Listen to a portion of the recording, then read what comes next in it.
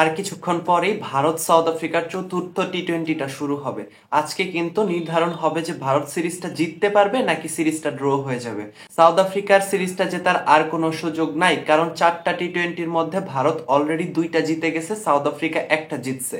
তার মানে আজকের ম্যাচটা যদি সাউথ আফ্রিকাও জিতে সেক্ষেত্রে সাউথ আফ্রিকা 2টা হবে, ভারত 2টা হবে, সিরিজটা কিন্তু ড্র হয়ে যাবে। আর যদি ভারত জিততে পারে তাহলে 3-1 ভারত সিরিজটা জিতে যাবে।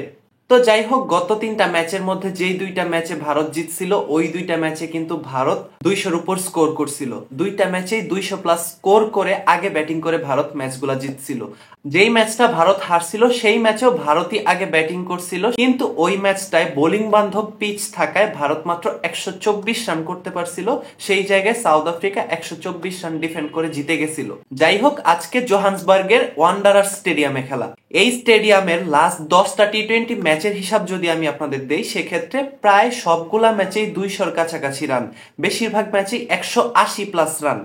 ওই জায়গাতে যদি আজকেও ভারত আগে ব্যাটিং পায় তো আমরা ভারতের কাছ থেকে 200-র উপর একটা রান আশা করতেই পারি, যেহেতু এটা ব্যাটিং নির্ভর পিচ, একটা ব্যাটিং বান্ধব পিচ। এই পিচে ভারতের থেকে 200+ রান আশা করাই যায়। আর 200+ রান ভারত যদি করতে পারে সেক্ষেত্রে ভারতের জেতার সম্ভাবনা কিন্তু অনেক বেশি, কারণ ভারত বোলিং করে তাদের বোলিং অ্যাটাক দিয়ে কিন্তু সাউথ আফ্রিকাকে আটকায় দেওয়ার মতো একটা ক্ষমতা রাখে। আমরা যদি এই স্টেডিয়ামের লাস্ট ম্যাচটা দেখি 2023 সালে, ওই ম্যাচটা কিন্তু ভারত আর সাউথ আফ্রিকার মধ্যে অনুষ্ঠিত হয়েছিল। এই স্টেডিয়ামেরই লাস্ট টি-20 ম্যাচ। ওই ম্যাচে ভারত 201 রান করছিল। ওই ম্যাচে সূর্যকুমার যাদব 56 বলে 101 রান করছিল, সেঞ্চুরি মারছিল যাদব।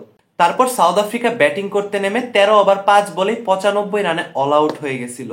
তার মানে এই স্টেডিয়ামে লাস্ট ম্যাচটা, লাস্ট যে টি-20 ম্যাচটা হয়েছে সেটা সাউথ আফ্রিকার ইন্ডিয়ার মধ্যেই হয়েছিল। সেই ম্যাচটা সাউথ আফ্রিকাকে ইন্ডিয়া হারাইছিল। যাই হোক, দেখা যাক আজকে মাঠে কি হয়। সঞ্জু স্যামসন আমরা জানি প্রথম ম্যাচে সেঞ্চুরি করার পর 2টা ম্যাচে পরপর ডাক মারছে, পরবর্তী 2টা ম্যাচ কিছু করতে পারে নাই। আজকে আশা করতেছি সঞ্জু স্যামসনের কাছ থেকে ভালো একটা স্কোর হবে। আর তিলক বর্মা, তারপর অভিষেক শর্মা এরা কিন্তু ফর্মে আছে। ওই দিক দিয়ে সূর্যকুমার যাদব, হার্দিক পান্ডিয়া তেমন কোনো ভালো স্কোর এই সিরিজ এখন পর্যন্ত করতে পারে নাই। তারাও আজকে একটা ভালো স্কোর করবে বলে আমি আশা করতেছি। তবে তিলক বর্মার প্রতি আমার একটা আলাদা আশা আছে। আশা করতেছি তিলক বর্মা আজকেও 50+ একটা স্কোর করবে, কারণ গতদিন ও 56 বলে 107 রানের একটা ইনিংস খেলছে, অসাধারণ সব শট খেলছে। সব মিলায় ওর শট গুলা ভাই দারুণ ছিল, একদম অপ্রতিরোধ্য একটা ইনিংস খেলছে, আগুন ঝরা একটা ইনিংস খেলছে। আজকে ওর কাছ থেকে এমন কিছু একটা আশা করতেছি, এবং এটাও আশা করতেছি যে ভারত লাস্ট টি-20 ম্যাচটা জিতে সাউথ আফ্রিকার সাথে 3-1 সিরিজটা জিতে তারপরেই ভারতে ফিরবে। যাই হোক, দেখা যাক মাঠে কি হয়। আশা রাখতেছি এবং সাপোর্ট করতেছি ভারতকে, ভারত জিতবে বলেই মনে হচ্ছে। যাই হোক, আমার চ্যানেলটা এখনো যারা সাবস্ক্রাইব করেন নাই তারা অবশ্যই আমার চ্যানেলটাকে সাবস্ক্রাইব করে দিবেন। দেখা হবে নতুন কোনো ভিডিওতে। ততক্ষণ পর্যন্ত সবাই ভালো থাকুন, সুস্থ থাকুন। আল্লাহ হাফেজ।